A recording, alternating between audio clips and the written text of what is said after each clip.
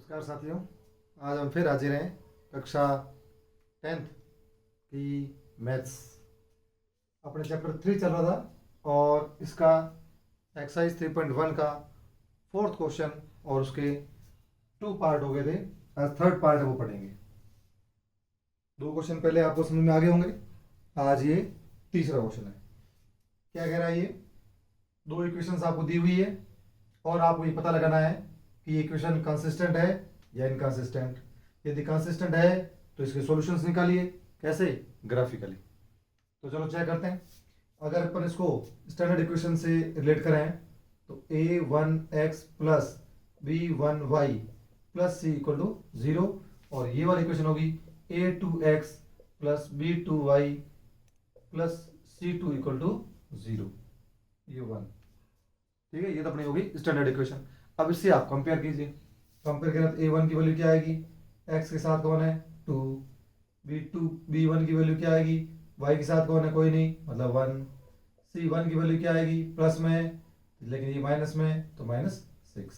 इधर आ जाओ। a2 की वैल्यू क्या है? 4। b2 की वैल्यू क्या है? -2। c2 की वैल्यू क्या है? -4। ठीक है, निशान है, थोड़ा ध्यान रखना है क्योंकि यहाँ पर अपने स्टैंडर्ड इक्वेशन में सब प्लस है और अगर माइनस में आता है तो माइनस इसके साथ आ जाएगा वाले के। ये पहली चीज हो गई। अब इसकी रेशियो निकालिए। a1/a2, b1/b2 और c1/c2। a1/a2 की वैल्यू क्या है? 2। इधर क्या है? 4। b1b2 इधर क्या है? 1। इधर क्या है? -2। c1 की वैल्यू कितनी है? -6। c2 की वैल्यू कितनी है? -4। क्लियर है? देख देख के करना है, कोई इतना ज्यादा टफ कुछ नहीं है। वैल्यू मैंने दे के लिख ली। अब इसका सिंपलेस्ट फॉर्म कर लीजिए। 2 1 जा 2, 2 2 जा 4, 1/2 वैल्यू आ गई। इधर देखें, सिंपलेस्ट ही बेचारा, इससे नीचे और होगा नहीं।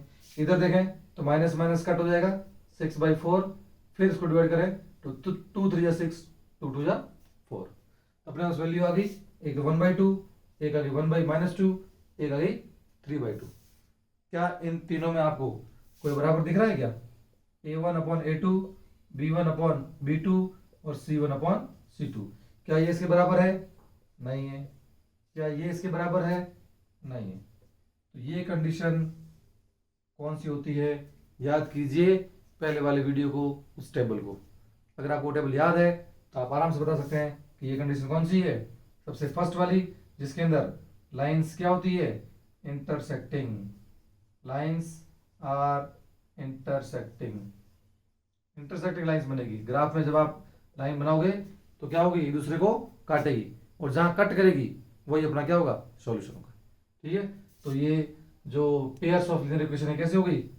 Pairs of linear equation, pairs of linear equation are consistent, are consistent. तो पहला सवाल ये पूछा कि कंसिस्टेंट है या इनकंसिस्टेंट। इंटरसेक्टिंग लाइंस होगी और इंटरसेक्टिंग लाइंस क्या होती है? हमेशा कंसिस्टेंट होती है। और जब कंसिस्टेंट है, ठीक है ना, if consistent obtain the solution graphically. यदि कंसिस्टेंट है तो आपको सॉल्यूशन निकालना पड़ेगा, वो भी कैसे? ग्राफिकली। तो ग्राफिकली क्या करना है? अपने पास 2 इक्वेशन है, ये नंबर 1, ये नंबर 2। 2 इक्वेशन से 2 बॉक्स बनाने हैं और 2 बॉक्स से 2 लाइन बनानी है। 2 लाइनें जो आपस में कट होगी वही अपना क्या होगा? आंसर होगा। तो चलिए फ्रॉम इक्वेशन 1, फ्रॉम इक्वेशन 1 कौन सी इक्वेशन है? ये रही।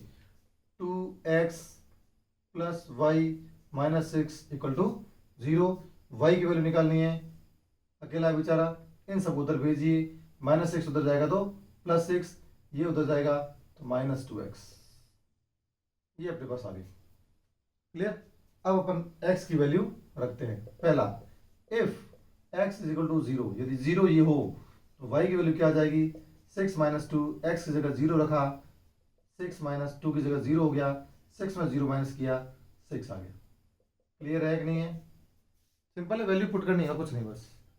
अब दूसरी कंडीशन देखते हैं। If x is equal to, क्या ले लूँ? 1 ले लूँ, 1 ले लीजिए। y इज इक्वल टू 6 की जगह 6 माइनस 2 की जगह 2, x की जगह क्या आ जाएगा? 1, ये 1। तो 6 - 2 बन जा 2 और 6 में 2 माइनस किया 4 हो गया। तो ये अपना एक बॉक्स बनकर तैयार हो गया। क्या बन गया? x की वैल्यू, y की वैल्यू। इधर देखें x की वैल्यू 0 है, x की वैल्यू 0 है तो y की वैल्यू क्या आ गई? 6। x की वैल्यू 1 है, 1 है तो y की वैल्यू क्या आ गई? 4। क्लियर? तो ये अपना एक बॉक्स बन गया। अब दूसरा बॉक्स बनाना तो ये मिटा दो। ठीक है, चलो फिर ये हो गया यहां तक। समझ में आ रहा है? प्रैक्टिस करते रहिए, बिल्कुल होता रहेगा। अब अपन दूसरी इक्वेशन लेते हैं। दूसरी इक्वेशन से दूसरा बॉक्स बन जाएगा फ्रॉम इक्वेशन 2। अब ये लीजिए 4x minus 2y minus 4 equal to 0। ये है, देख देख के लिखिए मैंने।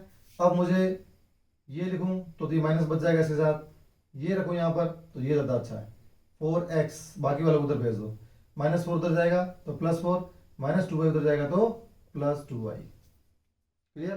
साइन चेंज होते हैं, पहले बता चुका हूं आपको। मेरे को x की वैल्यू निकालनी है तो 4 को और हटाना पड़ेगा। x equal to 4 plus 2y यहाँ था ही, यहाँ पर ये मल्टीप्लाई में, इधर डिवाइड में आ जाएगा। क्लियर है कि नहीं है? अब वैल्यू निकाल दीजिए उसकी तरफ।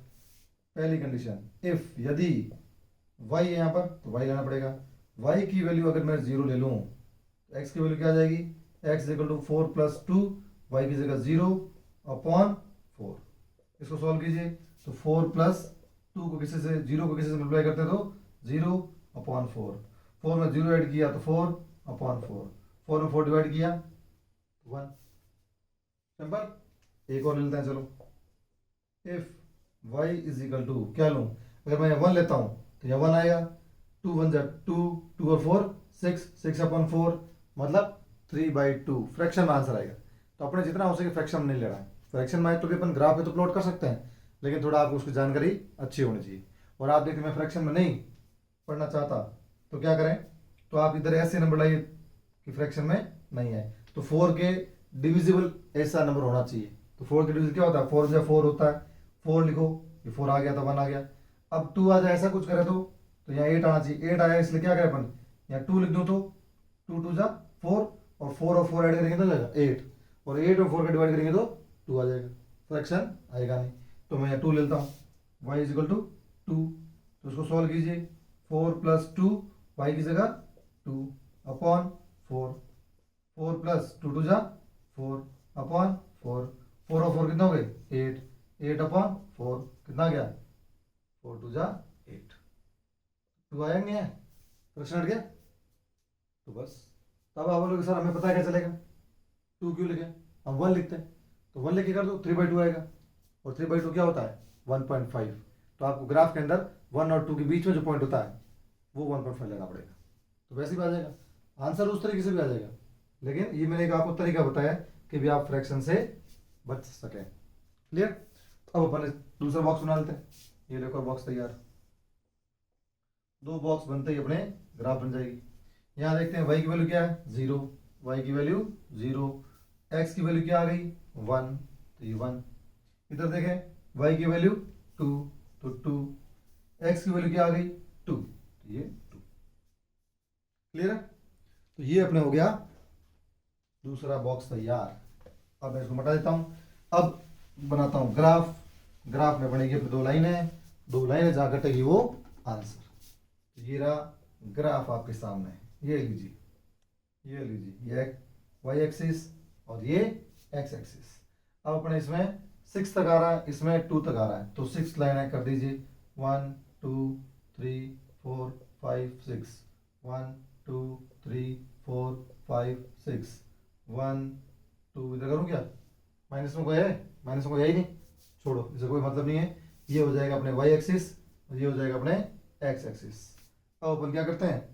प्लॉटिंग करते हैं। चलो भाई, पहला x0 y6, ये करो। x0 कहाँ है? यहाँ पर 0 सब यही है। y कहाँ है? 6। y एक्सिस ये रही, 1 2 3 4 5 6 ये रहा। तो ये वाला जो पॉइंट है वो होगा x तो 0 और y 6। क्लियर? चलो आगे। दूसरा ये कह रहा है x1 और y4। x ये रही, x1 ये रहा, y4 1 2 3 4 ये रहा। इसके सामने यहाँ आ जाओ और इसको ऊपर लेके जाओ, डॉट डॉट, यहाँ डॉट डॉट करना पड़ रहा है, लेकिन ग्राफ में आपको डॉट डॉट करने की जरूरत नहीं है। तो ये बन जाएगा 1 और 4। क्लियर? ये पहला बॉक्स हो गया। अब आप इस डॉट को स्केल से मिला दीजिए, उसको आगे बढ़ा दीजिए, इसको पीछे बढ़ा दीजिए। क्लियर? ये अपने एक लाइन आ गई। चलिए दूसरे बॉक्स में करते हैं। दूसरा बॉक्स है 1 और 0। x कितना है 1, x1 ये रहा। y कितना है 0, y0 ये रहा। तो इसके सामने यही पॉइंट हो जाएगा।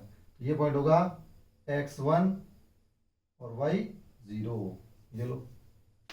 ठीक है, दूसरा पॉइंट क्या रहा है 2 2, x भी 2 y भी 2। x2 कहाँ होगा 1 2 यहाँ पर होगा, y2 कहाँ होगा 1 2 यहाँ पर होगा। तो दोनों सामने कहाँ होंगे, ये दोनों कहाँ होंगे यहाँ पर। ये हो जाएगा पॉइंट कौन सा 2 2। क्लियर? अब आप क्या करो, इस लाइन को, इस कोस डॉट को दोनों को मिला दो स्केल से, इसको इधर खींच दो आगे और इसको पीछे खींच दो। क्लियर? दो लाइनें आपको इंटरसेक्ट करती हुई दिख रही है, और कहां पर दिख रही है यहां पर। तो ये अपने आंसर हो जाएगा। x की वैल्यू क्या है 2 और y की वैल्यू क्या है 2। तो ये अपने सॉल्यूशन आ गया। ये पूछा था तो सॉल्यूशन आ गया ग्राफिकली, x की वैल्यू आ गई, y की वैल्यू आ गई। क्लियर है? समझ में आ गया होगा?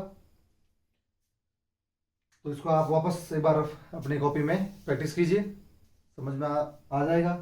कोई डाउट है तो कमेंट बॉक्स में लिखिए। समझ में आ गया है तो अपने दोस्तों के साथ शेयर कीजिए। पढ़ते रहिए, मस्त रहिए। Best of luck.